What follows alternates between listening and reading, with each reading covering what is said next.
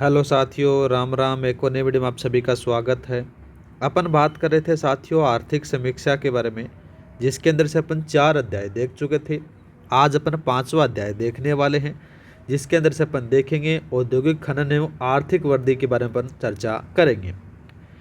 इस अध्याय के अंदर से साथियों अपन 75 MCQs करेंगे। ये 75 MCQs आपके इस अध्याय 5 को एकदम बढ़िया तरीके से तैयार करा देंगे।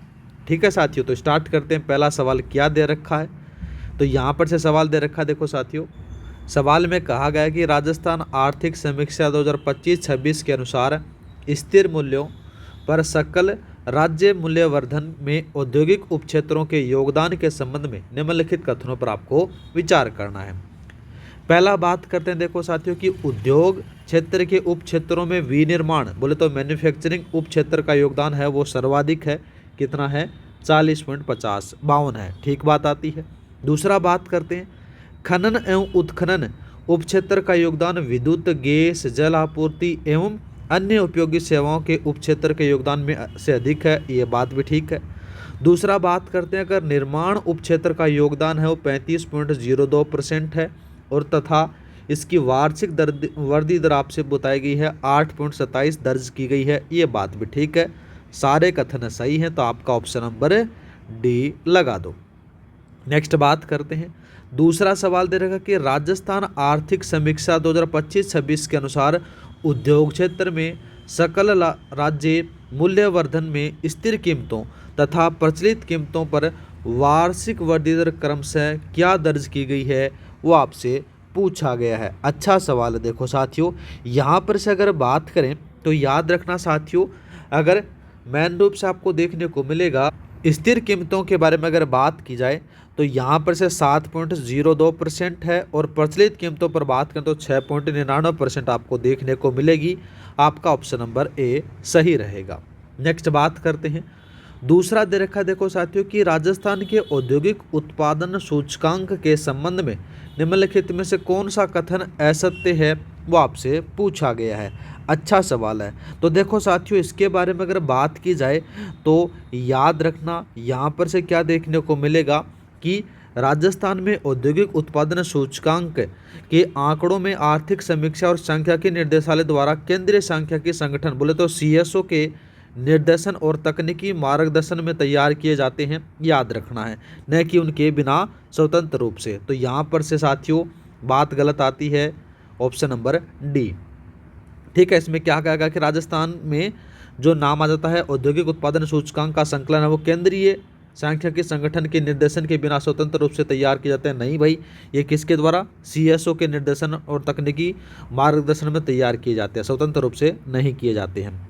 दूसरा बात करते हैं देखो साथियों कि जैसे औद्योगिक उत्पादन सूचकांक प्रत्येक महीने की 28 तारीख को जारी किया जाता है। बात ठीक आती है। इसका आधार वर्ष अगर बात करें 2011 बार आपको देखने को मिलेगा।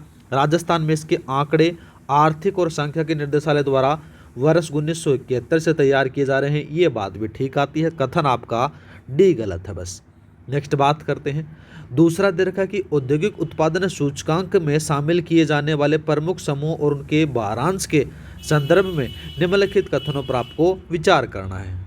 पहला बात करते हैं देखो साथियों, सेकंड पी बोले तो साथियों औद्योगिक उत्पादन सूचकांक में कुल 3 प्रमुख समूह हैं। कौन कौन सा? विनिर्माण, खनन और विद्युत शामिल हैं। ठीक बात आती है। विनिर्माण समूह का जो भारांश है वो सर्वाधिक 77% है, जिसके कुल वस्तुएं हैं वो 405 वस्तुएं शामिल हैं। ये बात भी ठीक है, दोनों सही हैं। दूसरा बात करते हैं माइनिंग समूह का जो भारांश है वो 14% है और इलेक्ट्रिसिटी का जो भारांश है वो 8% है। ये बात भी ठीक आती है। तीनों कथन सही हैं, तो साथियों यहाँ पर से आपका ऑप्शन नंबर डी लगा दो। नेक्स्ट बात करते हैं। दूसरा सवाल दे रखा है, अच्छा सवाल है। भारत में 8 कोर उद्योग देश के औद्योगिक उत्पादन में महत्वपूर्ण भूमिका निभाते हैं, जिनका कुल भारांश है वो 40.27% है।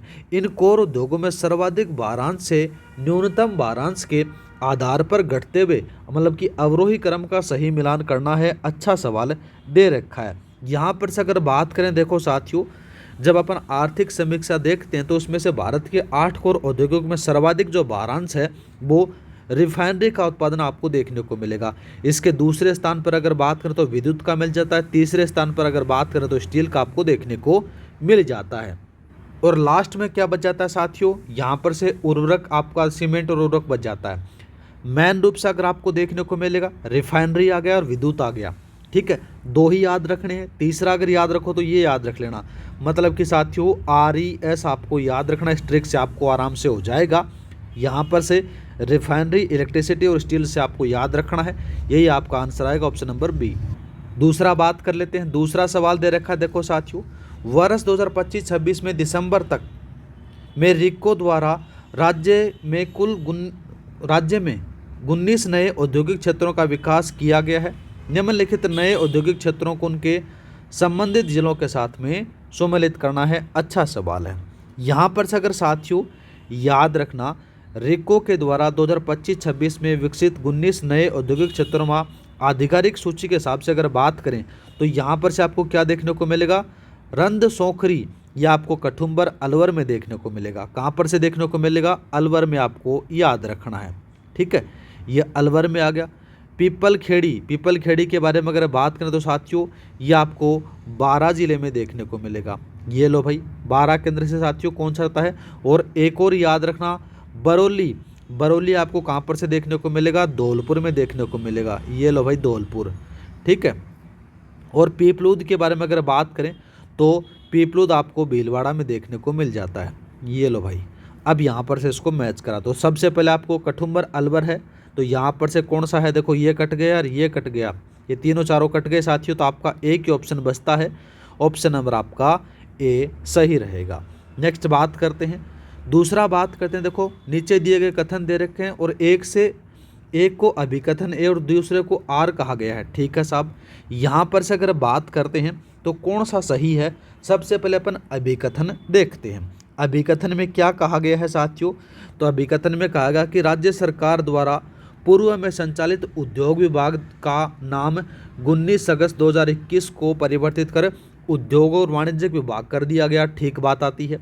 दूसरा बात करते हैं, कारण कहा गया है कि विभाग की मूल स्थापना 1949 में हुई थी और राज्य की बढ़ती व्यावसायिक गतिविधियों के चलते इसका नाम में वाणिज्यिक शब्द जोड़ा जाना प्रासंगिक था। ये बात भी यहाँ पर से सही है देखो साथियों, और व्याख्या भी सही हो रही, तो आपका ऑप्शन नंबर ए सही रहेगा। नेक्स्ट बात करते हैं, दूसरा दे रखा कि राजस्थान निवेश प्रोत्साहन ब्यूरो और सिंगल विंडो क्लियरेंस सिस्टम के संबंध में निम्नलिखित कथनों पर आपको विचार करना है। यहाँ पर से अगर साथियों बात की जाए तो कौन सा सही है वो अपने को देखना है। BIP की स्थापना बोले तो राजस्थान, बोले तो कौन सा रहता है, निवेश प्रोत्साहन ब्यूरो, ठीक है, स्थापना 1991 में की गई थी और यह राज्य में निवेश को बढ़ावा देने के लिए नोडल एजेंसी है, ठीक बात आती है। दूसरा बात करते हैं, यह ब्यूरो मुख्य रूप से 10 करोड़ रुपए से अधिक निवेश वाले बड़े प्रस्तावों पर काम करता है, बात ये भी ठीक है। दूसरा बात करते हैं, 1 करोड़ रुपए से 10 करोड़ रुपए तक के निवेश प्रस्तावों को मंजूरी दिलाने के लिए राज्य सरकार ने एक उन्नत सिंगल विंडो पोर्टल शुरू किया गया है, ये बात भी ठीक है। सारे कथन सही हैं, तो साथियों यहाँ पर से आपका ऑप्शन नंबर डी सही रहेगा। नेक्स्ट बात करते हैं, दूसरा दे रखा कि एकल खिड़की प्रणाली को और मजबूत करने के लिए Rajasthan enterprises single window enabling और क्लियरेंस संशोधन अधिनियम 2020 राज्य की किस तिथि से लागू किया गया है, वो आपसे पूछा गया है। तो देखो साथियों यहाँ पर से आपको देखना है 16 सितंबर 2020 से लागू किया गया है। इसके तहत साथियों BIP कार्यालय में विभिन्न विभागों के अधिकारी बैठकर त्वरित मंजूरियाँ देते हैं, याद रखना है। तो यहाँ पर से आपका ऑप्शन नंबर ए सही रहेगा।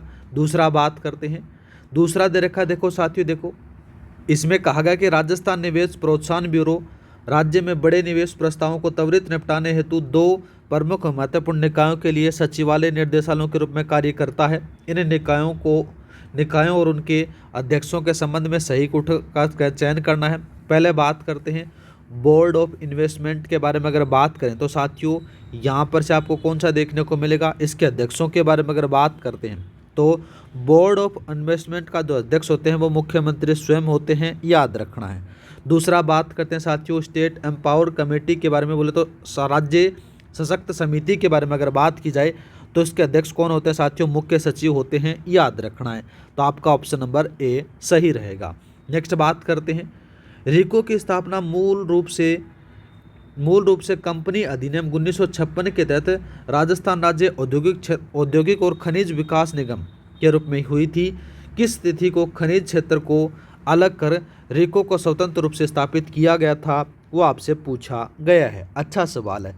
यहाँ पर से साथियों याद रखना, इसको कब किया गया था, 28 मार्च 1969 को आपको याद रखना है। ठीक है, तो यहाँ पर से आपका ऑप्शन नंबर बी सही रहेगा, ये याद रखना है। दूसरा बात करते हैं, देखो साथियों, सॉरी इसको थोड़ा सा चेंज करना साथियों। इसमें से क्या आपको देखने को मिलेगा, यहाँ पर से देखो साथियों, राजस्थान राज्य औद्योगिक और खनिज विकास निगम बोले तो साथियों RSIMDC, इसकी स्थापना होती है 28 मार्च 1969 को।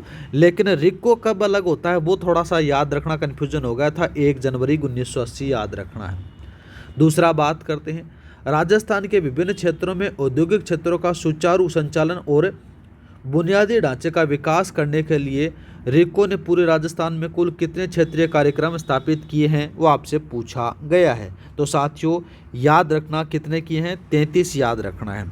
ठीक है, तो यहाँ पर से आपका ऑप्शन नंबर ए सही रहेगा, याद रखना है। दूसरा बात करते हैं 43 क्या है साथियों, 43 वर्तमान में कार्यरत जिला उद्योग और वाणिज्य केंद्र आपको देखने को मिल जाता है। ठीक है, और 6 क्या है तो साथियों याद रखना, ये उप उद्योग केंद्रों की संख्या है जो उद्यमियों की सहायता के लिए स्थापित किए गए हैं, याद रखना है।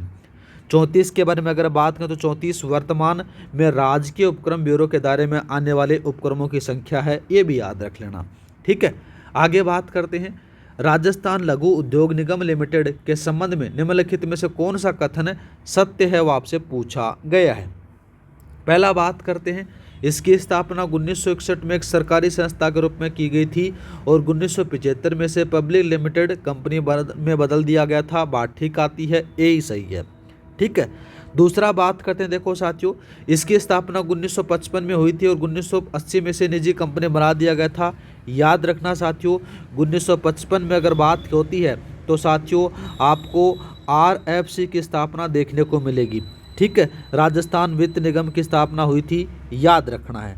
ठीक है, दूसरा बात करते हैं, एक और याद रखना, 1984 भी दे रखा है यहाँ पर से, तो 1984 के बारे में अगर बात करें तो आपको RHDC आपको याद रखना है। बोले तो राजस्थान राज्य हथकरघा विकास निगम की स्थापना हुई थी, ये भी याद रखना है।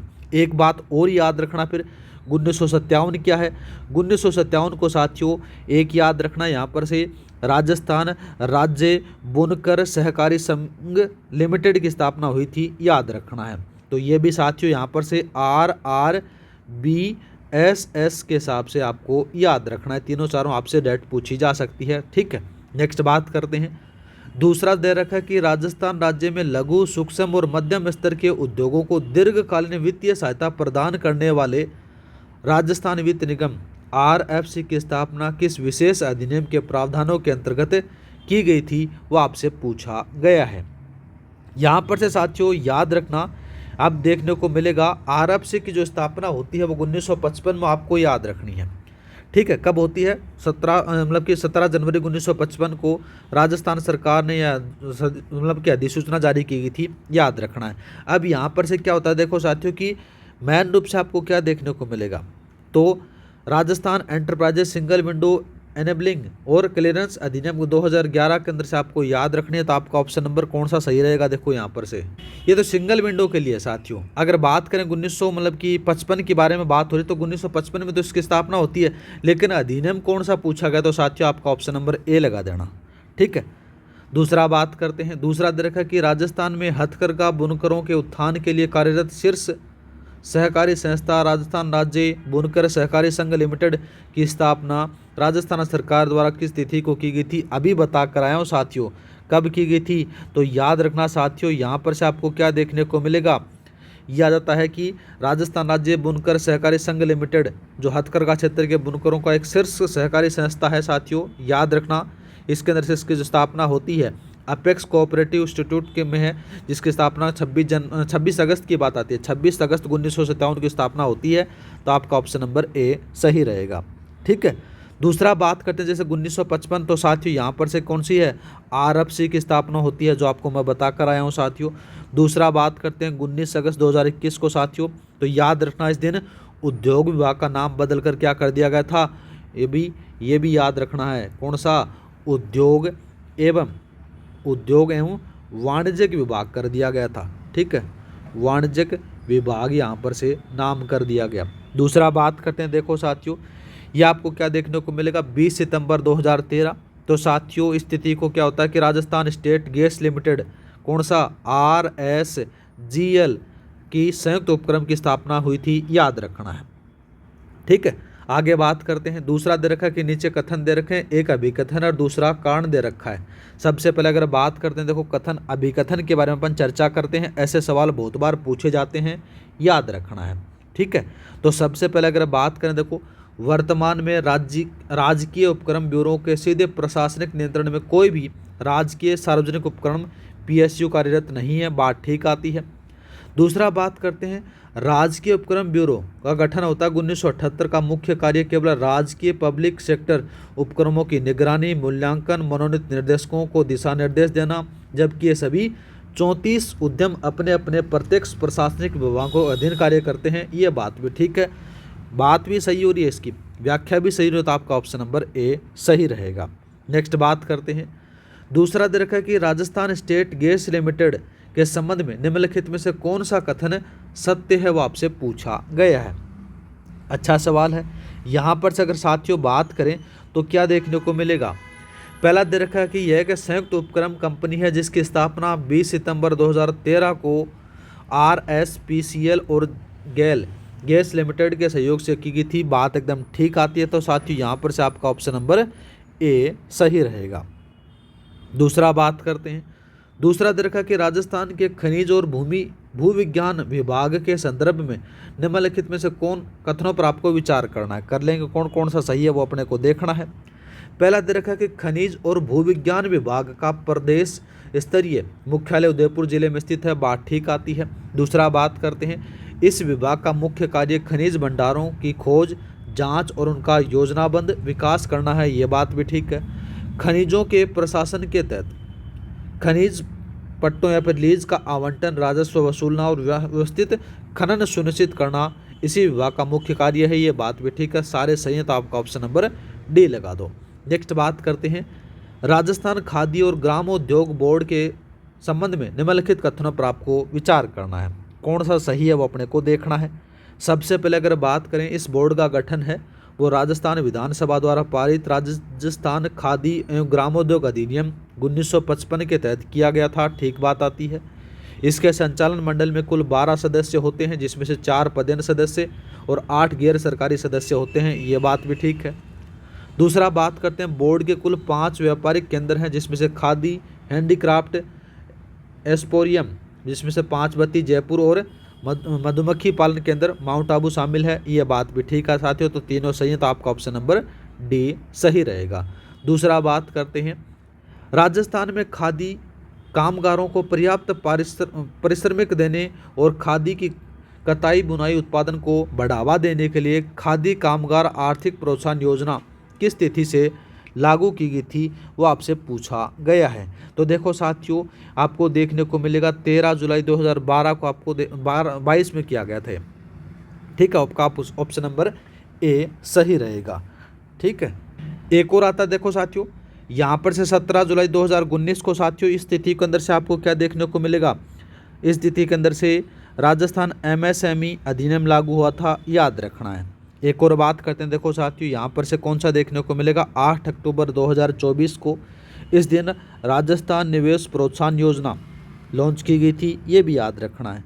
अगर 19 फरवरी 2025 के बारे में अगर बात करें तो इस दिन राजस्थान डेटा सेंटर पॉलिसी 2025 को जारी किया गया था, ये भी याद रख लेना।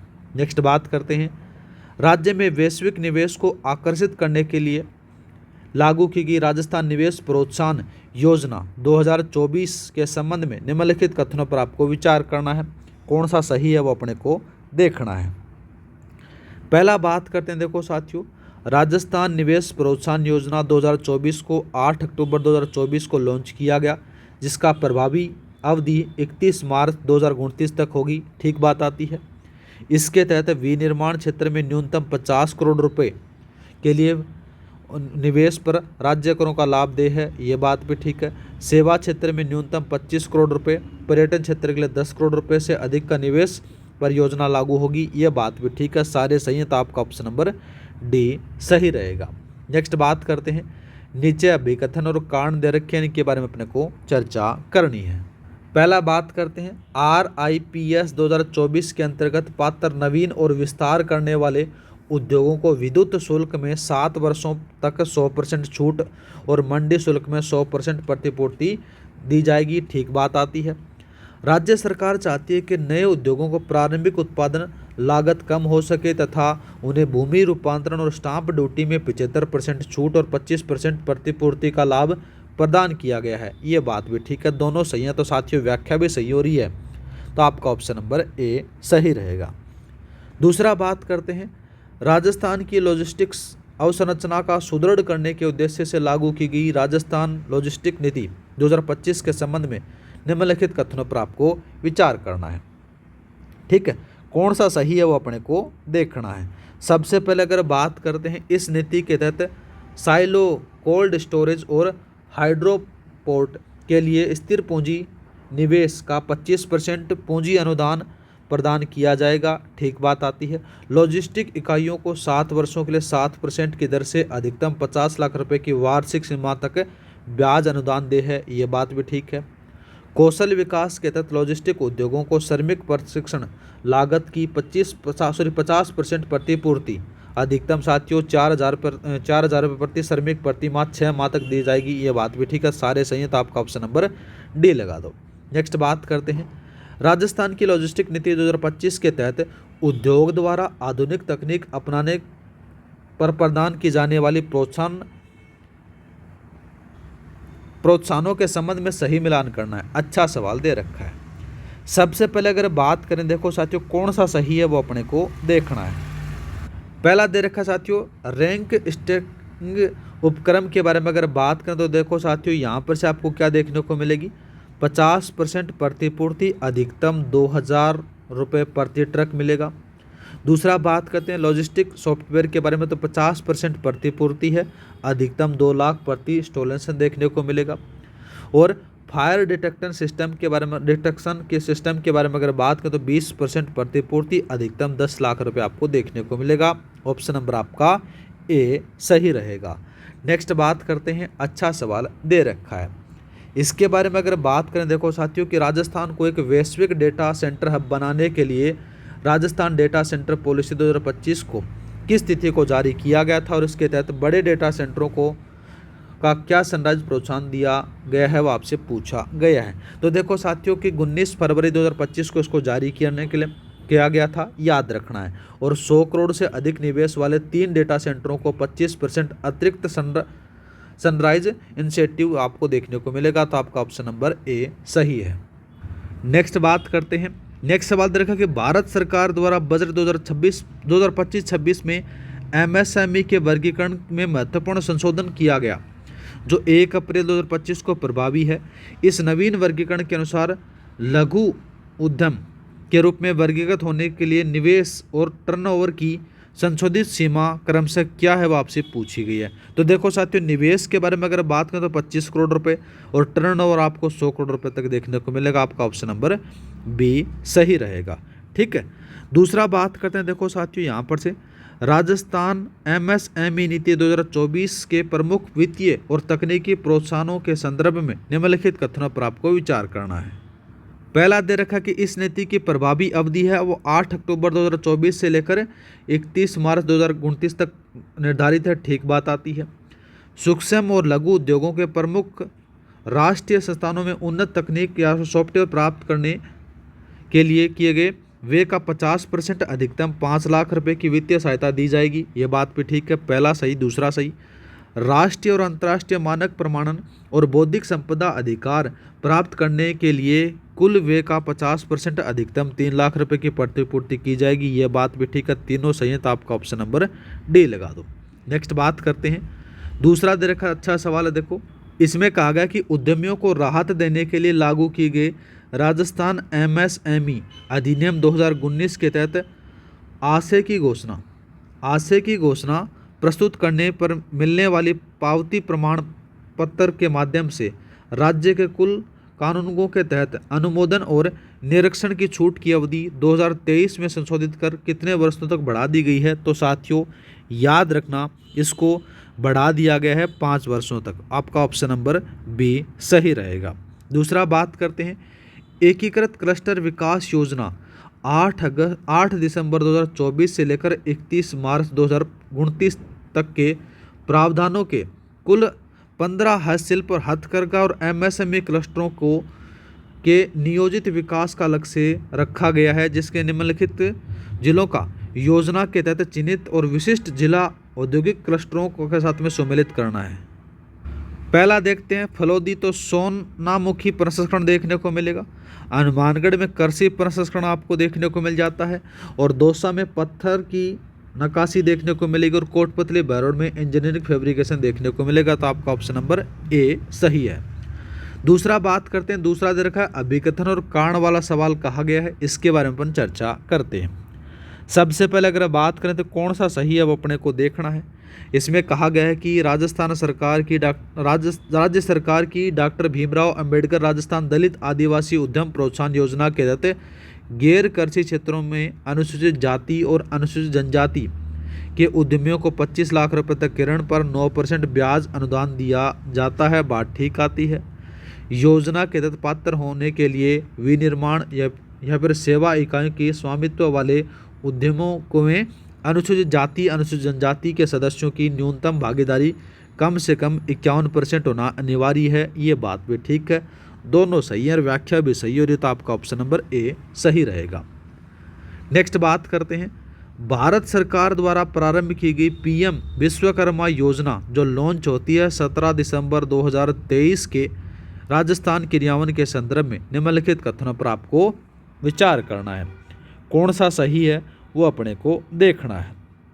सबसे पहले अगर बात करते हैं, इस योजना के तहत राज्य का उद्योग विभाग नोडल विभाग के रूप में कार्य कर रहा है तथा इनमें से कुल 18 पारंपरिक हस्तशिल्प व्यवसायों को कवर किया गया है। बात ठीक आती है। दूसरा बात करते हैं, इनके लाभार्थियों को मूलभूत प्रशिक्षण मतलब कि 5 से 7 दिन के दौरान 500 रुपये प्रति स्टाइपेंड और टूल किट खरीदने हेतु साथियों 15,000 रुपये का अनुदान प्रदान किया गया है। ये बात भी ठीक है। दूसरा बात करते हैं, योजना के तहत प्रथम किस्त में 1 लाख रुपये तक और द्वितीय किस्त 2 लाख रुपये तक का कोलेट्रल मुक्त ऋण केवल 3% की रियायती ब्याज दर पर मिलता है, जिसमें से 2% अतिरिक्त ब्याज सब्सिडी सीधे राज्य सरकार वहन करती है। ये बात भी ठीक है, इंपॉर्टेंट लगा लेना इस सवाल को, आपके पेपर में छप सकता है। तीनों सही है, तो आपका ऑप्शन नंबर डी लगा दो। नेक्स्ट बात करते हैं, राजस्थान के युवाओं को विनिर्माण और सेवा क्षेत्र के नए सूक्ष्म लघु और मध्यम उद्यमों की स्थापना हेतु वित्तीय सहायता देने के लिए की गई विश्वकर्मा युवा उद्यमी प्रोत्साहन योजना जो लागू होती है 3 दिसंबर 2025 के तहत दे ऋण की सब्सिडी के संबंध में सही विकल्प आपसे चुना पूछा गया है। तो साथियों याद रखना, 1 करोड़ रुपए तक के ऋण में 8% सब्सिडी, 1 से 2 करोड़ तक का 7% सब्सिडी दे होगी, तो आपका ऑप्शन नंबर ए सही है। नेक्स्ट बात करते हैं, 15 जनवरी 2026 को जारी की गई मुख्यमंत्री युवा स्वरोजगार योजना 2026 के तहत 18 से 45 वर्ग आयु वर्ग के 1 लाख युवाओं को स्वरोजगार के अवसर प्रदान किए जा रहे हैं। इस योजना की पात्रता और सहायता राशि के संबंध में निम्नलिखित कथनों पर आपको विचार करना है। कौन सा सही है वो अपने को देखना है। पहले में कहा गया कि 8वीं से लेकर 12वीं कक्षा पास आवेदकों के लिए सेवा एवं व्यापार क्षेत्र हेतु अधिकतम ऋण सीमा 3.5 लाख और विनिर्माण जिसमें से मैन्युफैक्चरिंग क्षेत्र के लिए 7.5 लाख रुपए निर्धारित की गई है। बात ठीक आती है। स्नातक ITI प्रमाण पत्र धारक और उच्च योग्यता वाले आवेदकों के लिए सेवा और व्यापार क्षेत्र जो ऋण सीमा 5 लाख रुपए, विनिर्माण क्षेत्र में 10 लाख रुपए। ये बात भी ठीक है। योजना के तहत स्वीकृत ऋणों पर पात्र अभ्यर्थियों को 100% ब्याज अनुदान सब्सिडी तथा ऋण राशि पर 10% मार्जिन मनी अधिकतम साथियों 35,000 रुपये से लेकर 50,000 रुपये से शैक्षणिक योग्यता के लिए प्रदान की जाती है। बात ये भी ठीक है, तीनों सही है, तो आपका ऑप्शन नंबर डी लगा दो। नेक्स्ट बात करते हैं, वित्तीय वर्ष 2024-25 के दौरान राजस्थान से कुल 97,171 करोड़ रुपए का ऐतिहासिक निर्यात दर्ज किया गया है। इस निर्यात के में योगदान देने वाले राजस्थान के शीर्ष 5 उत्पादकों का उनके निर्यात मूल्यों के आधार पर घटता हुआ सही अवरोही क्रम आपसे पूछा गया है। तो देखो साथियों, सबसे ज़्यादा है वो किसका आपको देखने को मिलेगा, यहाँ पर से आपको देखने को मिलेगा जब अपन आर्थिक समीक्षा देखते हैं तो सबसे ज़्यादा जो है वो आपको इंजीनियरिंग वस्तुओं का देखने को मिलेगा। यहाँ पर से 19,849 करोड़ रुपए याद रखना है। ठीक है, ये लो भाई, ये तो इंजीनियरिंग वस्तुओं का गया। दूसरा अगर बात करते हैं, दूसरे स्थान पर आता है जवाहरात और आभूषण है, जिसमें से 17,567 CR देखने को मिलेगा।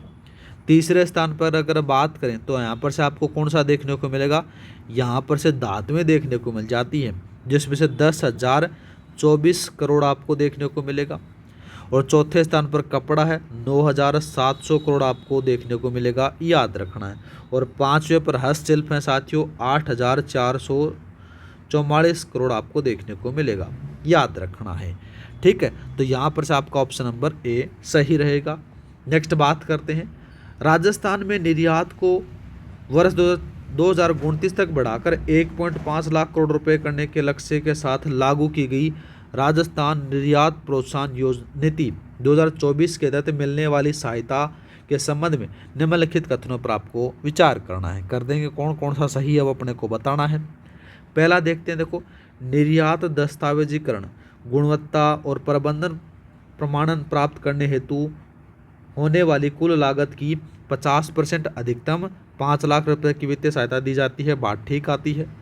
स्वीकृत अंतर्राष्ट्रीय व्यापार मेलों में भाग लेने वाले निर्यातकों की यात्रा व स्टॉल किराए और व्यय का 75% लगभग 2 वर्ष में एक बार अधिकतम 3 लाख रुपए का पुनर्भरण किया जाएगा, ये बात भी ठीक है। पहली बार निर्यात करने वाली इकाइयों को प्रोत्साहन करने के लिए RIPS 2024 के तहत माल भाड़ा लागत पर 25% सब्सिडी अधिकतम 25 लाख रुपए तक दे है, ये बात भी ठीक है। तीनों सही है, तो आपका ऑप्शन नंबर डी लगा दो। नेक्स्ट बात करते हैं, अच्छा सवाल है, नीति आयोग तथा इंस्टीट्यूट फॉर नाम आ जाता है साथियों कॉम्पिटिटिवनेस द्वारा संयुक्त रूप से जनवरी 2024 में जारी किए गए निर्यात तैयारी सूचकांक के चौथे संस्करण में राजस्थान को भारत में भर में कौन सी रैंक और कितना स्कोर प्राप्त हुआ, वो आपसे पूछा गया है। अच्छा सवाल है। तो देखो साथियों, यहाँ पर से अगर बात करते हैं तो जब अपन इनको आकलन देखते हैं, जो 4 स्तंभों पर आधारित आपको देखने को मिल जाता है। राजस्थान की जो रैंकिंग है वो 17वीं है, ठीक है, और स्कोर है वो 43.71 दर्ज किया गया है, याद रखना है। तो आपका ऑप्शन नंबर ए सही है। नेक्स्ट बात करते हैं, राजस्थान एक जिला एक उत्पाद नीति 2024 घोषणा तिथि होती है 8 दिसंबर 2024 के तहत प्रत्येक जिले की अर्थव्यवस्था को बढ़ावा देने के लिए विशिष्ट उत्पादकों का चयन किया गया है। निम्नलिखित में से उनमें से ODP याद रखना साथियों, कौन सा ODOP उत्पादकों के साथ में सम्मिलित करना है, ठीक है। तो ये तो क्वेश्चन ही पूरा नहीं है साथियों, क्वेश्चन पूरा नहीं है, कोई दिक्कत नहीं है। जैसे अपन बीकानेर के बारे में अगर बात करें तो बीकानेर का आपको कौन सा याद रखना है, बीकानेरी नमकीन आपको देखने को मिल जाती है। ब्यावर का उत्पाद अगर बात करें तो क्वार्टर्स और फेल्स्ट पाउडर आपको देखने को मिल जाता है। बूंदी का उत्पादन में बात करें तो बालू पत्थर देखने को मिल जाता है। जालोर में ग्रेनाइट उत्पाद देखने को मिल जाता है, थोड़ा सा याद रखना है। इसको काट देना सवाल, ये इसको सही से मिलाया नहीं है, मैं वैसे इसको अलग से करवा दूंगा। नेक्स्ट बात करते हैं, 38 का सवाल दे रखा है, छोटे और सूक्ष्म व्यापारिक उद्यमों को प्रोत्साहित करने के लिए 7 दिसंबर 2025 को लागू की गई राजस्थान व्यापार संवर्धन नीति 2025 के प्रमुख प्रावधानों के संदर्भ में निम्नलिखित कथनों पर आपको विचार करना है। कर देंगे, कौन कौन सा सही है वो अपने को देखना है। पहला देखा गया कि इस नीति के तहत व्यापारियों को रियायती ऋण ब्याज पर सब्सिडी दी जाएगी, जिसके तहत 1 करोड़ रुपए तक के ऋण पर 6% तथा 1 से 2 पर आ जाता है 4% का अनुदान मिलेगा, ठीक बात आती है। क्रेडिट गारंटी सहायता के अंतर्गत नाम दे रखा साथियों CGTMS के तहत नए सूक्ष्म व्यापारिक उद्यमों को 5 करोड़ रुपए तक के ऋण की दे की गारंटी शुल्क पर की 50% प्रतिपूर्ति 5 वर्षों के लिए दी जाएगी, ये बात भी ठीक है। ई कॉमर्स प्रोत्साहन के तहत व्यापारियों को ई कॉमर्स प्लेटफॉर्म शुल्क जिसमें शिपिंग को छोड़कर की गई 75% प्रतिपूर्ति अधिकतम साथियों 50,000 रुपये प्रति वर्ष अवधि 1 वर्ष के लिए दी जाएगी। ये बात भी ठीक है, तीनों सही है, तो आपका ऑप्शन नंबर डी लगा दो। नेक्स्ट बात करते हैं कथन, अभिकथन और कारण दे रखा, तो इसके बारे में अपन चर्चा कर लेते हैं। कौन सा सही है वो अपने को देखना है। पहले में कहा गया देखो साथियों कि राजस्थान को वस्त्र और परिधान क्षेत्र का वैश्विक विनिर्माण केंद्र बनाने के लिए 13 फरवरी 2025 को राजस्थान वस्त्र और परिधान नीति 2025 लागू की गई। बात ठीक आती है। इस नीति के तहत मेगा और अल्ट्रा मेगा टेक्सटाइल परियोजनाओं को वित्तीय लाभ देने के लिए पेरोल सब्सिडी के रूप में याद रखना साथियों, एसेट क्रिएशन इंसेंटिव का एक अतिरिक्त विकल्प प्रदान किया गया है। ये बात भी ठीक है, दोनों सही है, लेकिन व्याख्या सही नहीं हो रही, तो साथियों यहाँ पर से आपका ऑप्शन नंबर बी लगा दो। नेक्स्ट बात करते हैं rising Rajasthan global investment summit 2025 जो आयोजन स्थल होता है जेईसी सीतापुरा जयपुर के प्रथम संस्करण के संबंध में निम्नलिखित कथनों पर आपको बात करनी है। कौन सा सही है वो अपने को देखना है। सबसे पहले अगर बात करें तो इस समिट में राजस्थान सरकार के द्वारा साथियों 11,013 MOU पर हस्ताक्षर किए गए, जिनमें से लगभग 35 लाख करोड़ रुपए के निवेश का प्रस्ताव प्राप्त है। ठीक है, कुल निवेश प्रस्तावों में लगभग याद रखना साथियों 8,01,048 करोड़ का ग्राउंड ब्रेकिंग निवेश भी प्रारंभ हुआ। ये बात भी ठीक है, दोनों सही हैं। इस समिट के उद्घाटन सत्र में राइजिंग राजस्थान के तहत हस्तांतरित MOU की प्रगति को दर्शाते हुए काफ़ी table book commitment in action का विमोचन किया गया। ये बात भी ठीक आती है, तो देखो साथियों यहाँ पर से तीनों सही हैं, तो आपका ऑप्शन नंबर डी लगा दो। ठीक है, दूसरा बात करते हैं प्रवासी राजस्थानियों को राज्य के विकास से जोड़ने के उद्देश्य से 30 मार्च 2001 को राजस्थान फाउंडेशन की स्थापना की गई थी। हाल ही में राइजिंग राजस्थान समिट के दौरान मुख्यमंत्री द्वारा इनके अध्यायों का विस्तार की घोषणा के बाद अब कुल कितने देशों और भारतीय राज्यों में इनके चैप्टर्स क्रियाशील हो चुके हैं। तो साथियों 9 तो विदेश में और 5 भारत के विभिन्न राज्यों में, जिसमें से 14 नए चैप्टर जोड़ने जाने की घोषणा की गई। कुल 40 चैप्टर आपको देखने को मिलेगा, तो आपका ऑप्शन नंबर ए सही है। दूसरा बात करते हैं प्रथम प्रवासी राजस्थानी दिवस 10 दिसंबर 2025 के अवसर पर लॉन्च की गई प्रवासी राजस्थान नीति 2025 के किस विशेष 5 स्तंभों के ढांचे पर आधारित है, वो आपसे पूछा गया है। तो वो आएगा साथियों एक्सेलरेट, ब्रिज, सेलिब्रेट, ड्राइव और इंश्योर देखने को मिलेगा, तो आपका ऑप्शन नंबर ए सही है। नेक्स्ट बात करते हैं राजस्थान के खनिज संसाधनों और खनन क्षेत्र में राज्य के अग्रणी स्थिति के संबंध में निम्नलिखित कथनों पर आपको विचार करना है। कौन सा सही है वो अपने को देखना है। सबसे पहले बात करते हैं राजस्थान के कुल 82 विभिन्न प्रकार के खनिजों के भंडार पाए जाते हैं, जिसमें से वर्तमान में 57 खनिजों का व्यापारिक उत्पादन किया जा रहा है। ठीक है, राजस्थान पूरे देश में calcite, silver, natural gypsum, zinc, अयस्क, सेलेनाइट और नाम याद रखना साथियों वालनाइट का एकमात्र उत्पादक राज्य। बात ठीक आती है। वित्त वर्ष 2024-25 के दौरान राजस्थान के कुल 34% प्रधान खनिज ब्लॉकों की नीलामी ई नीलामी के माध्यम से की गई, जो पूरे देश में सर्वाधिक है। ये बात भी ठीक है, तीनों सही है, तो आपका ऑप्शन नंबर डी लगा दो। नेक्स्ट बात करते हैं राजस्थान खनन नीति 2024 के तहत खनन क्षेत्र के विकास के लिए वर्ष 2029 तक मतलब कि मध्यम अवधि तथा वर्ष 2046-47 दीर्घकालीन लक्ष्य का व्यापक सामाजिक आर्थिक लक्ष्य तय किए गए हैं। वर्तमान स्तर जो 2023-24 की तुलना में इन लक्ष्यों का सही कूट का मिलान करना है। तो पहले देखते हैं खनन के अधीन भूभाग के बारे में अगर आपको देखने को मिलेगा तो साथियों याद रखना राजस्थान खनिज नीति 2024 के अनुसार वर्तमान में खनन के अधीन भूभाग है वो 0.68% आपको देखने को मिल जाता है, जिसमें से क्रम से 1% और 2% का लक्ष्य आपको देखने को मिल जाता है, जिसमें से GSDP में योगदान है वो 3.4 से बढ़कर क्रम से कितना हो गया 5 व 8% करना आपको देखने को मिल जाता है। तो थोड़ा सा देखो यहाँ पर से बता रखा है कौन सा, देखो ये रहा, इसमें से ये रहेगा। ठीक है, दूसरा बात करते हैं, दूसरा कौन सा दे रखा है राज्य के जीएसडीपी में खनन क्षेत्र का योगदान है वो आपको यहाँ पर से कौन सा है, 3.4 से बढ़ाकर कितना करना है साथियों, यहाँ पर से ये करना है, ये लो भाई। तो पहला ऑप्शन यहाँ पर से लगा दो, ठीक है। नेक्स्ट बात करते हैं, नीचे अभिकथन और कारण सवाल कहा गया है, तो इसके बारे में अपन चर्चा करने वाले हैं। सबसे पहले अगर बात करें, देखो साथियों, अभिकथन में कहा गया कि राजस्थान में पर्यावरण अनुकूल विकल्पों को बढ़ावा देने के लिए लागू की गई राजस्थान एमसेंड नीति 2024 के तहत सरकारी निर्माण परियोजनाओं में एमसेंड के उपयोग को न्यूनतम सीमा को चरणबद्ध तरीके से वर्ष 2028-29 तक बढ़ाकर 50% करना अनिवार्य बताया गया है। ठीक बात आती है।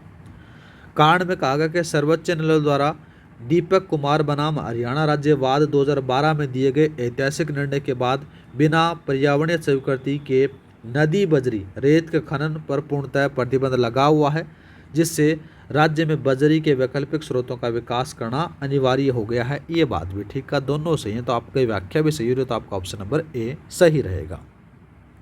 नेक्स्ट बात करते हैं, राजस्थान राज्य एवं खनिज लिमिटेड पंजीकरण जो 30 अक्टूबर 1974 की मुख्य व्यावसायिक गतिविधियों को वैज्ञानिक खनन हेतु 4 सामरिक व्यावसायिक प्रभाग एवं लाभ केंद्रों में बांटा गया है। निम्नलिखित खनिजों और उनके एसबीयू और पीसी क्षेत्रों के ख्यालों के साथ में सम्मिलित करना है। सबसे पहले अगर बात करते हैं रॉक फॉस्फेट में आपको क्या देखने को मिलेगा, तो साथियों जामर कोटा उदयपुर देखने को मिलेगा। जिप्सम के बारे में अगर बात करें तो बीकानेर देखने को मिल जाता है। लिग्नाइट आपको देखने को मिलेगा, कौन सा, लिग्नाइट के बारे में अगर बात करें तो जयपुर देखने को मिल जाता है। चूना पत्थर बात करें लाइमस्टोन के बारे में तो जोधपुर आपको देखने को मिल जाता है, तो आपका ऑप्शन नंबर ए सही रहेगा। नेक्स्ट बात करते हैं, देश में कच्चे तेल के उत्पादन और उपभोग की स्थिति के संदर्भ में राजस्थान के योगदान के संबंध में निम्नलिखित कथनों पर आपको विचार करना है। अच्छा सवाल है, यहाँ पर से कौन सा सही है वो अपने को देखना है। पहला दे रखा है कि भारत अमेरिका और चीन के बाद कच्चे तेल का विश्व में तीसरा सबसे बड़ा उपभोक्ता देश है, जो अपनी कुल आवश्यकता का 88% आयात करता है। बात ठीक आती है। दूसरा बात करते हैं, देखो साथियों दूसरा कौन सा दे रखा है, यहाँ पर से दूसरा दे रखा है, देखो दूसरा दे रखा है कि राजस्थान देश के कुल घरेलू कच्चे तेल के उत्पादन में लगभग 12% का योगदान देता है, जो कि सालाना 3.42 MMTPA कच्चे तेल का उत्पादन करता है। बात ठीक आती है। ऑनशोर प्राकृतिक गैस के उत्पादन में राजस्थान देश का भर में प्रथम स्थान है। प्रथम स्थान नहीं है साथियों, दूसरा स्थान आपको देखने को मिलेगा। पहला दूसरा सही, तो आपका ऑप्शन नंबर ए सही है। नेक्स्ट बात करते हैं, राजस्थान के 14 जिलों में लगभग 1.50 लाख वर्ग किलोमीटर क्षेत्र में फैले 4 पेट्रोलियम उत्पादकों बेसिन स्थित हैं। निम्नलिखित बेसिनों को उनके अंतर्गत आने वाले प्रमुख जिलों के साथ में सम्मिलित करना है। अच्छा सवाल दिया गया है। यहाँ पर से साथियों अगर बात करें तो बाड़मेर सांचौर बेसिन के बारे में, तो बाड़मेर, जालौर, बालोतरा आता है। दूसरा बात करते हैं जैसलमेर बेसिन में जैसलमेर, फलौदी और अंशतः बीकानेर आता है। बीकानेर नागौर बेसिन में बात करें तो बीकानेर, नागौर, श्रीगंगानगर, हनुमानगढ़, चूरू आता है। विंध्य बेसिन में कोटा, बारा, झालावाड़, धौलपुर, करौली ये आते हैं, तो आपका ऑप्शन नंबर ए सही रहेगा। दूसरा बात करते हैं, पचभद्रा जिला बालोतरा में स्थापित की जा रही देश की पहली एकीकृत रिफाइनरी सह पेट्रोकेमिकल कॉम्प्लेक्स HRRL परियोजना में हिंदुस्तान पेट्रोलियम कॉरपोरेशन लिमिटेड तथा राजस्थान सरकार की वित्तीय साझेदारी का अनुपात और उसकी वार्षिक क्षमता क्या है, वो आपसे पूछी गई है। तो देखो साथियों अच्छा सवाल है, पूछा जा सकता है। यहाँ पर से अगर बात करें तो हिस्सेदारी है वो 74 आपको देखने को मिलेगी, 74-26 की आपको देखने को मिलेगी। इसकी जो क्षमता है वो 9 मिलियन टन आपको देखने को मिलेगी। आपका ऑप्शन नंबर ए लगा दो, ठीक है। दूसरा बात करते हैं, दिल्ली मुंबई औद्योगिक कॉरिडोर के तहत प्रथम चरण में विकसित किए जा रहे खुसखेड़ा भिवाड़ी नीमराणा निवेश क्षेत्र के विशेष निवेश क्षेत्र के संबंध में निम्नलिखित कथनों पर आपको विचार करना है। कर लेंगे साहब, कौन कौन सा सही है वो अपने को देखना है। सबसे पहले अगर बात करते हैं तो यहाँ पर से कौन कौन सा है, खुसखेड़ा भिवानी नीमराणा निवेश क्षेत्र विशेष निवेश क्षेत्र का कुल क्षेत्रफल है 165 वर्ग किलोमीटर क्षेत्र में फैला हुआ है, जिसमें से 28 दिसंबर 2020 को विशेष निवेश क्षेत्र के रूप में अधिसूचित किया गया है। बात ठीक आती है। दूसरा बात करते हैं, इस विशेष निवेश क्षेत्र के विकास हेतु राज्य सरकार द्वारा रिको को क्या किया गया है, यहाँ पर से याद रखना, खुसखेड़ा भिवाड़ी निमराना निवेश क्षेत्र विकसित प्राधिकरण के रूप में नामित किया गया है। बात ठीक आती है। योजना के प्रथम चरण में औद्योगिक बुनियादी ढांचे के विकास हेतु भारत सरकार ने 49% इनेक्टिव निवेश बोले तो 322.80 करोड़ रुपए और इंसिडेंट से 105 करोड़ रुपए सॉफ्ट लोन को मंजूरी दी गई है। ये बात ठीक है, तीनों सही है, तो आपका ऑप्शन नंबर डी लगा दो। नेक्स्ट बात करते हैं, अच्छा सवाल है 51 का। इसमें कहा गया कि राष्ट्रीय सांख्यिकी कार्यालय द्वारा जारी आवधिक श्रम बल सर्वेक्षण रिपोर्ट के अनुसार राजस्थान के कुल श्रम बल भागीदारी दर तथा कुल श्रमिक जनसंख्या अनुपात क्रमशः क्या दर्ज की गई है, वो आपसे पूछा गया। तो साथियों याद रखना 67.6% और 64.4% आपको देखने को मिलेगा। ऑप्शन नंबर आपका ए सही है। राजस्थान में कामगारों के श्रेणीवार प्रतिशत वितरण के संदर्भ में निम्नलिखित कथनों पर आपको विचार करना है। अच्छा सवाल है। सबसे पहले अगर बात करें, देखो साथियों कौन कौन सा सही है। राजस्थान में आधे से अधिक बोले तो 51.05% कामगार कृषि वानिकी और मछली पकड़ने के क्षेत्र में कार्यरत हैं। ठीक बात आती है। अगर बात करें निर्माण क्षेत्र में कार्यरत कामगारों का प्रतिशत है वो 12.31%। विनिर्माण में बात करें तो साथियों कितना है, 10.95% से अधिक है। बात ये भी ठीक है। दूसरा बात करते हैं, थोक और खुदरा व्यापार तथा मोटर वाहनों की मरम्मत के क्षेत्र में राजस्थान 15.5% कितना बता रखा है साथियों, 15.5% बता रखा है। तो ये बात गलत आती है। तो कितना है, 8.61% आपको देखने को मिलेगा। तो आपका पहला दूसरा सही है, तो आपका ऑप्शन नंबर ए सही है। नेक्स्ट बात करते हैं, दूसरा दे रखा है अभिकथन और कारण दे रखा है। अभिकथन देखते हैं, राजस्थान सरकार द्वारा वर्ष 1996 में केंद्रीय अधिनियम के तहत स्थापित भवन एवं अन्य निर्माण श्रमिक कल्याण बोर्ड पंजीकृत निर्माण श्रमिकों के लिए अत्यधिक प्रभावी कल्याणकारी सामाजिक सुरक्षा योजना संचालित करता है। बात ठीक आती है। इन सामाजिक योजनाओं के तहत पंजीकृत निर्माण श्रमिकों के बच्चों को कक्षा 6 से लेकर आगे उच्च शिक्षा और कौशल प्रशिक्षण प्राप्त करने के लिए छात्रवृत्तियां और मेधावी प्रोत्साहन प्रदान करता है। ये बात भी ठीक है, लेकिन व्याख्या नहीं हो रही है। तो आपका ऑप्शन नंबर बी लगा दो। नेक्स्ट बात करते हैं, निर्माण श्रमिकों के लिए संचालित दुर्घटना एवं बीमारी बीमा सहायता योजना के तहत मिलने वाली आकस्मिक वित्तीय सहायता के संबंध में सही मिलान बताना है। पहले में कहा गया कि आकस्मिक दुर्घटना के कारण मृत्यु तो 5 लाख रुपए, पूर्ण स्थायी विकलांगता पर 3 लाख रुपए, सामान्य मृत्यु पर 2 लाख रुपए और आंशिक विकलांगता पर 1 लाख रुपए मिलते हैं मेरे भाई। तो आपका ऑप्शन नंबर ए सही है। दूसरा बात करते हैं, निर्माण श्रमिक शिक्षा कौशल विकास योजना के लाभार्थियों और वित्तीय मापदंडों के संबंध में निम्नलिखित कथनों पर आपको विचार करना है। कर लेंगे, कौन कौन सा सही है वो अपने को देखना है। सबसे पहले अगर बात करें तो इस योजना के अंतर्गत पंजीकृत निर्माण श्रमिकों को कक्षा 6 से आगे पढ़ने के लिए बच्चों को 8,000 रुपये से लेकर 25,000 रुपये तक वार्षिक छात्रवृत्ति राशि दी जाती है। ठीक बात आती है। मेधावी छात्रों को योग्यता के आधार पर अतिरिक्त प्रोत्साहन राशि 4,000 से लेकर 35,000 रुपये दे है। ये बात भी ठीक है। निर्माण श्रमिकों के स्वयं के लिए कौशल विकास हेतु आवश्यक औजार टूल किट खरीदने के लिए 2,000 रुपये का वित्तीय अनुदान इस योजना के अंतर्गत प्रदान किया जाता है। ये बात भी ठीक है, सारे सही है। तो आपका ऑप्शन नंबर डी लगा दो। नेक्स्ट बात करते हैं, 56 का सवाल है।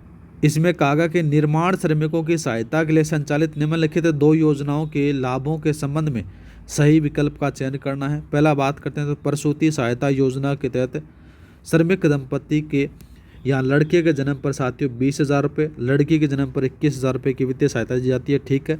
शुभ शक्ति योजना के तहत पंजीकृत हितधारकों के वयस्क अविवाहित पुत्रियों को आत्मनिर्भरता हेतु 55,000 की वित्तीय प्रोत्साहन राशि दी जाती है। बात भी ठीक है, दोनों सही है। तो आपका ऑप्शन नंबर ए लगा दो। नेक्स्ट बात करते हैं, भवन निर्माण बोर्ड के तहत श्रमिकों और उनके बच्चों के विकास के लिए सिलिकोसिस रोग और अंतर्राष्ट्रीय खेल प्रतियोगिता में पदक विजेताओं को दे प्रोत्साहन का सही मिलान करना है। तो सबसे पहले अगर बात करते हैं सिलिकोसिस रोग से पीड़ित होने पर साथियों 3 लाख रुपए। ठीक है।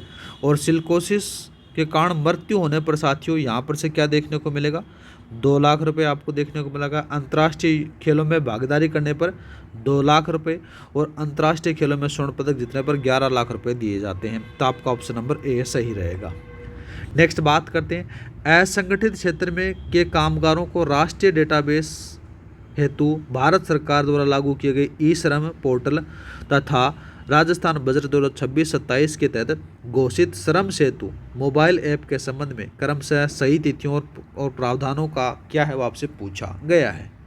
पहला बात करते हैं ई श्रम पोर्टल 26 अगस्त 2021 को लॉन्च हुआ, श्रम सेतु ऐप है, ठीक है, और बजट 2026-27 में श्रमिकों के पंजीकरण, कल्याणकारी योजनाएं और BOCW सेंस के भुगतान हेतु घोषित है, तो आपका ऑप्शन नंबर ए सही रहेगा। नेक्स्ट बात करते हैं युवाओं को सार्थक रोजगार के अवसर प्रदान करने और सतत विकास को बढ़ावा देने के लिए जारी की गई राजस्थान रोजगार नीति 2026 के संबंध में निम्नलिखित कथनों पर आपको विचार करना है। सबसे पहले अगर बात की जाए तो कौन सा सही है वो अपने को देखना है।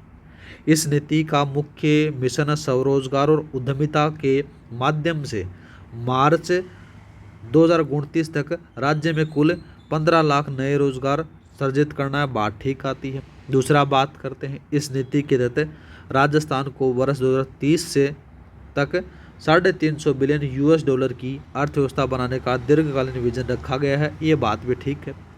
इस नीति मुख्य रूप से 4 रणनीतिक स्तंभों जिसमें प्राथमिक क्षेत्र ग्रामीण अर्थव्यवस्था, द्वितीय क्षेत्र विनिर्माण, तृतीय क्षेत्र सेवाएं और सार्वजनिक क्षेत्र रोजगार पर आधारित है, ये बात भी ठीक है। तीनों सही है, तो आपका ऑप्शन नंबर डी लगा दो।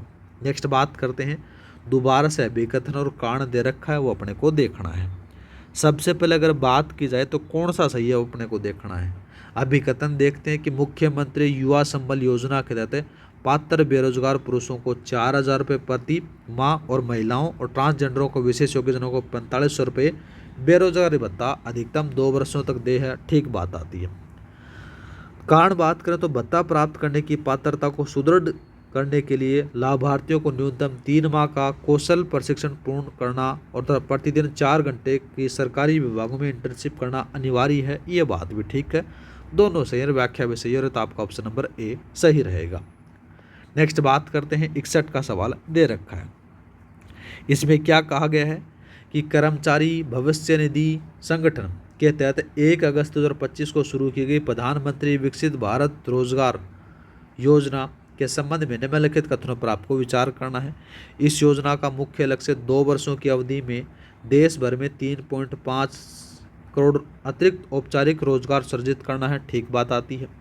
भाग ए के तहत पहली बार रोजगार पाने वाले नए कर्मचारियों को 1 लाख रुपये प्रति माह तक के वेतन पर 1 महीने के वेतन के बराबर प्रोत्साहन 2 किस्तों में दिया जाएगा, ये बात भी ठीक है। भाग बी में बात करें तो साथियों भाग बी के तहत नियोक्ताओं को जो एम्प्लॉयर हैं उनको प्रत्येक अतिरिक्त कर्मचारी रखने पर अधिकतम 4 वर्षों तक साथियों 3,000 रुपये प्रति माह का प्रोत्साहन वित्तीय सहायता रूप में दी जाएगा, ये बात भी ठीक है। तीनों सही है, तो आपका ऑप्शन नंबर डी लगा दो। नेक्स्ट बात करते हैं कर्मचारी भविष्य निधि संगठन द्वारा संचालित निम्नलिखित ऐतिहासिक सामाजिक सुरक्षा योजना और उनके प्रारंभ होने का वर्षों के साथ में सम्मिलित करना है। अच्छा सवाल है, बहुत बार पूछा जा सकता है, ठीक है। सबसे पहले अगर बात करते हैं EPFO के बारे में अपन देखने को मिलेगा तो कर्मचारी भविष्य निधि योजना, तो साथियों इसको 1952 में संचालित किया गया था। कब किया गया था? 1952 में। कर्मचारी जमा लिंक्ड बीमा योजना तो 1976 में स्टार्ट किया गया था, याद रखना है। एक और बात करते हैं कर्मचारी पेंशन योजना, तो साथियों इसको 1995 में स्टार्ट किया गया था। कर्मचारी नामांकन अभियान है तो ये 2025 में आपको याद रखना है, तो आपका ऑप्शन नंबर ए सही है। नेक्स्ट बात करते हैं बहुराष्ट्रीय कंपनियां की दक्षता, नवाचार और मूल्य सर्जन को बढ़ावा देने के लिए राजस्थान को एक प्रमुख global service value chain hub बनाने के लिए किस तिथि को राजस्थान ग्लोबल कैपेबिलिटी सेंटर नीति 2026 में अधिसूचित की गई थी, वो आपसे पूछा गया है, ठीक है। यहाँ पर से अगर बात करें तो देखो साथियों आपको क्या देखने को मिलेगा, यह मिलेगा 27 नवंबर 2025 को। इसका जो मूल मंत्र था वो कनेक्ट, कोलिब्रेट और कंट्रीब्यूट था, तो आपका ऑप्शन नंबर सी सही रहेगा। CCC ये याद रख लेना इससे। दूसरा बात करते हैं राज्य के युवाओं को उभरती तकनीकी में दक्ष बनाने के लिए 16 अप्रैल 2025 को जारी की गई राजस्थान कौशल नीति 2025 के संबंध में निम्नलिखित कथनों पर आपको विचार करना है, ठीक है। तो देखो साथियों कौन सा सही है वो अपने को देखना है। सबसे पहले अगर बात की जाए तो आपको कौन सा देखने को मिलेगा? इस नीति का मुख्य फोकस इमर्जिंग तकनीक और जैसे आर्टिफिशियल इंटेलिजेंसी, साइबर सुरक्षा, इंडस्ट्री 4.0, रीस्किलिंग, अप स्किलिंग पर है। ठीक बात आती है। इसके तहत राज्य की व्यापारिक शिक्षा को सुदृढ़ीकरण हेतु राजस्थान व्यावसायिक शिक्षा एवं प्रशिक्षण परिषद के पुनर्गठन और सुदृढ़ीकरण का प्रावधान किया गया है। ये बात भी ठीक है। योजना के तहत युवाओं को प्रतियोगिता परीक्षाओं की तैयारी के लिए अनुकूल वातावरण देने हेतु सावित्रीबाई फुले अध्ययन केंद्रों के रूप में सभी 33 जिले पुस्तकालयों केंद्रों पर अपग्रेड किया गया है। ये बात भी ठीक है। सारे सही है तो आपका ऑप्शन नंबर डी लगा दो। नेक्स्ट बात करते हैं, अभिकथन और कारण दिया गया है। अभिकथन और कारण दिया रखा तो इसके बारे में अपने को चर्चा करनी है। पहला दे रखा कि वर्तमान में राज्य के कौशल प्रशिक्षण का प्रबंधन करने वाला राजस्थान कौशल एवं आजीविका विकास निगम मूल रूप से वर्ष 2004 में गठित किया गया, 4 में गठित किया गया। राजस्थान मिशन ऑन लाइवलीहुड का में परिवर्तित रूप है। ठीक बात आती है। आजीविका पर मिशन शुरू करने वाला राजस्थान भारत का पहला राज्य था तथा इस मिशन को अधिक संस्थागत रूप देने के लिए 17 अगस्त 2010 को इसे धारा 25 कंपनी गैर लाभकारी के रूप में पंजीकृत किया गया था, जिसे मई 2012 में RSLDC नाम दिया गया था। याद रखना है। ठीक है, दोनों से ये व्याख्या भी सही हो तो आपका ऑप्शन नंबर ए लगा दो। नेक्स्ट बात करते हैं, राजस्थान कौशल एवं आजीविका विकास निगम द्वारा समाज के अलग अलग वर्गों के लिए अलग अलग कौशल योजनाएं संचालित की जाती हैं। इन योजनाओं और उनके लाभार्थियों का सही मिलान करना है। इसमें भी नहीं दे रखा गया, चलो इसके नीचे दे रखा है। पहला बात करते हैं, राजकवि समक्ष समर्थ मुख्यमंत्री युवा कौशल योजनाएं सारे दे रखे हैं। सबसे पहले अगर बात करते हैं राजकवि के बारे में तो साथियों यहाँ पर से भर्ती प्रशिक्षण होता है, मॉडल पर बेरोजगार युवा, दूसरे पर महिलाओं वाला ये लगा देना और तीसरे पर ये लगा देना। ठीक है, और चौथे पर ये लगा देना। आपका ऑप्शन नंबर ए सही रहेगा। नेक्स्ट बात करते हैं, कॉलेज के स्नातक स्तरीय छात्रों को रोजगार क्षमता बढ़ाने के लिए मुख्यमंत्री युवा कौशल योजना किस तिथि को शुरू की गई थी और इसके तहत पाठ्यक्रम का ढांचा क्या निर्धारित किया गया है, वो आपसे पूछा गया है। तो देखो साथियों, इसके बारे में अगर बात की जाए तो कौन सा सही रहने वाला है, तो यहाँ पर याद रखना साथियों 7 नवंबर 2019 को शुरू की गई थी, जिसके तहत कुल 350 घंटे का प्रशिक्षण पाठ्यक्रम, जिसमें से 90 घंटे सॉफ्ट स्किल हेतु किया गया है। याद रखना, तो आपका ऑप्शन नंबर ए सही है। नेक्स्ट बात करते हैं, दूसरा दरख है RSLDC द्वारा पुलिस आयुक्तालय जयपुर के समन्वय से संचालित किए जा रहे भिक्षुक अभिविन्यास और पुनर्वास कार्यक्रम के संबंध में निम्नलिखित कथनों पर आपको विचार करना है। कौन सा सही है वो अपने को देखना है। पहला देखते हैं, इस कार्यक्रम का मुख्य उद्देश्य रोजगार स्वरोजगार के अवसरों के माध्यम से जयपुर शहर को भिक्षु मुक्त बनाना। ठीक बात आती है। इसके तहत भिक्षुओं को समाज की मुख्य धारा में लाने के लिए कुल 105 दिनों में से 840 घंटों का विशेष कौशल प्रशिक्षण, जिसमें से 15 दिन अतिरिक्त ग्रूमिंग और काउंसलिंग हेतु शामिल किया गया है। ये बात भी ठीक है। प्रशिक्षण अवधि के दौरान प्रतिभागियों को हुई मजदूरी की हानि और क्षतिपूर्ति के लिए 225 रुपये प्रतिदिन की दर से वित्तीय भुगतान दिया जाएगा। ये बात भी ठीक है। तीनों सही है तो आपका ऑप्शन नंबर डी लगा दो। नेक्स्ट बात करते हैं, दीनदयाल उपाध्याय ग्रामीण कौशल योजना के तहत भारत का पहला कौशल विकास केंद्र राजस्थान के किस शहर में और किस तिथि को स्थापित या फिर लॉन्च किया गया था, वो आपसे पूछा गया है। इसके बारे में अगर बात करें, देखो साथियों, ये उदयपुर में लॉन्च किया गया था। याद रखना है। और 16 अगस्त 2014 को लॉन्च किया गया था। आपका ऑप्शन नंबर ए सही है। नेक्स्ट बात करते हैं, देखो साथियों, दूसरा कौन सा दे रखा है। दूसरा दे रखा के नीचे दे अभिकथन और कारण दे रखा है। इसके बारे में अपने को चर्चा करनी है। इसमें कहा गया है कि देखो RSLDC द्वारा अतिरिक्त वित्तीय संसाधन जुटाने और उद्योगों को सहयोग से कौशल प्रशिक्षण को बढ़ावा देने के लिए एक समर्पित CSR प्रकोष्ठ का गठन किया गया। बात ठीक आती है। दूसरा देखते हैं, यह प्रकोष्ठ मुख्य रूप से राजस्थान कौशल विकास कोष के लिए विभिन्न कॉरपोरेट सामाजिक उत्तरदायित्व पहलों और धनराशियों एकत्रित करना है और विदेशी में रोजगार हेतु सुरक्षित प्रवासन के लिए सीकर, जयपुर, नागौर आदि में प्रस्थान पूर्वोत्तर प्रशिक्षण सहायता भी देता है। ये बात भी ठीक है। दोनों से हैं, लेकिन व्याख्या नहीं हो रही, तो आपका ऑप्शन नंबर बी लगा दो। नेक्स्ट बात करते हैं, दूसरा देखा कि राज्य के युवाओं को सर्वांगीण विकास के लिए 12 जनवरी 2026 को जारी की गई राजस्थान युवा नीति 2026 के संबंध में निम्नलिखित कथनों पर आपको विचार करना है। पहला बात करते हैं, देखो साथियों, इस नीति का मुख्य रूप से 15 से 29 वर्ष के आयु वर्गों के लिए लक्षित करने पर बनाई गई है, बात ठीक आती है। नीति का व्यापक लक्ष्य राज्य में कम से कम 90% युवाओं को तक कम से कम एक सरकारी कल्याणकारी योजना का पहुंचना सुनिश्चित करना है, ये बात भी ठीक है। इस नीति के प्रभावी क्रियान्वयन और निगरानी के लिए प्रत्येक जिले में जिला कलेक्टर की अध्यक्षता में जिला स्तरीय युवा समिति का गठन किया गया है, ये बात भी ठीक है। तीनों से तो आपका ऑप्शन नंबर डी लगा दो। नेक्स्ट बात करते हैं, वर्ष 2025-26 के दौरान राजस्थान के खिलाड़ियों के प्रदर्शन और आयोजित खेल आयोजकों के संदर्भ में निम्नलिखित कथनों पर आपको विचार करना है। अच्छा सवाल है, कौन कौन सा सही है वो अपने को देखना है। पहला दे रखा कि खेलो इंडिया यूनिवर्सिटी गेम्स 2025 का आयोजन है वो 24 नवंबर से लेकर 5 दिसंबर तक की हुआ, ठीक बात आती है। राजस्थान के सभी संभागीय मुख्यालयों पर संयुक्त रूप से किया गया, जिसमें से 24 खेल विधाओं को प्रतियोगिताएं हुई, ठीक है।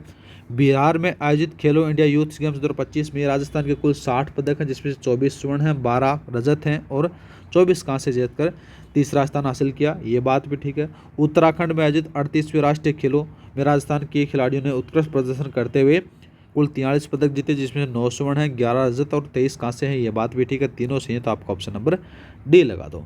नेक्स्ट बात करते हैं, राजस्थान सरकार द्वारा राज्य में खेल अवसंरचना के विकास और खिलाड़ियों की सुरक्षा हेतु संचालित की जा रही योजनाओं तथा उनके प्रावधानों का सही सम्मिलित करना है। कहाँ पर है भाई, ये थोड़ा सा अलग दे रखा है, अब की बार थोड़ा सा ये सिस्टम है। पहला बात करते हैं खेल जीवन बीमा योजना, तो यहाँ पर से कौन सा आएगा, देखो साथियों, अंतर्राष्ट्रीय पदक विजेताओं को 25 लाख रुपए तक का जीवन और दुर्घटना बीमा ये आ जाता है पहला। दूसरा बात करते हैं सेंटर फॉर एक्सीलेंस जयपुर, तो यहाँ पर से कौन सा आएगा, 20 करोड़ रुपए की लागत से 150 एथलीटों का प्रशिक्षण केंद्र आ जाता है, ये तो पहले वाला यहाँ पर से लगा दो। दूसरा बात करते हैं, देखो साथियों, राजस्थान बजट 2026-27 में राज्य की आर्थिक वृद्धि दर को 10 से 12% तक करने तथा उद्योग व संपत्ति लेनदेन की सुधार हेतु की गई घोषणाओं के संदर्भ में निम्नलिखित कथनों पर आपको बात करनी है। कौन कौन सा सही है वो अपने को देखना है। सबसे पहले अगर बात करें तो कौन सा दे रखा है कि एमएसएमई उद्यमियों के लिए ऋण दस्तावेजों को और संपत्ति लेनदेन पर स्टाम्प शुल्क की दर को घटाकर न्यूनतम 0.125% अधिकतम 10 लाख रुपये निर्धारित किया गया, बात ठीक आती है। विभिन्न ऋण दस्तावेजों पर पंजीकरण शुल्क की दर है वो 1% से घटाकर 0.5% तक करने की घोषणा की गई है, बात भी ठीक है।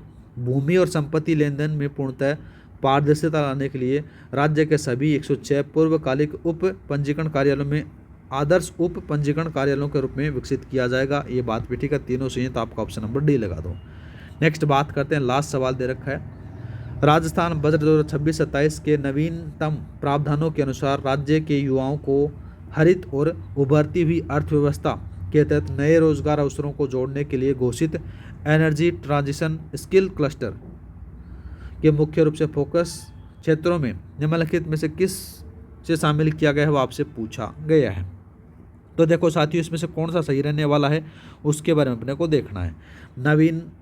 नवीनीकरण ऊर्जा ठीक है, ई व्हीकल आ जाता है, ये भी है, ग्रीन एनर्जी भी ठीक है, और ग्रीन मैन्युफैक्चरिंग, ये बात भी सारे के सारे सही है तो आपका ऑप्शन नंबर डी लगा दो। यहाँ पर से साथियों इसके अध्याय 5 के जो क्वेश्चन हैं वो कंप्लीट हो जाते हैं। कुछ क्वेश्चन ऐसे थे जो अलग अलग पेजों पर दे रखे थे, तो उनको साथियों मैं आगे प्रयास करूँगा कि आगे जो भी अपन मतलब छठा जो अध्याय करेंगे उसमें से आपको एकदम बढ़िया तरीके से क्वेश्चन देखने को मिलेंगे। मिलते हैं नेक्स्ट वीडियो में। जय हिंद जय भारत। इस क्लास की जो पीडीएफ आपको टेलीग्राम पर मिल जाएगी, टेलीग्राम का जो लिंक दे रखा है वो डिस्क्रिप्शन में दे रखा है, वहाँ पर जाकर आप ज्वाइन कर लेना। हर क्लास की वीडियो वहाँ पर आपको मिल जाती है।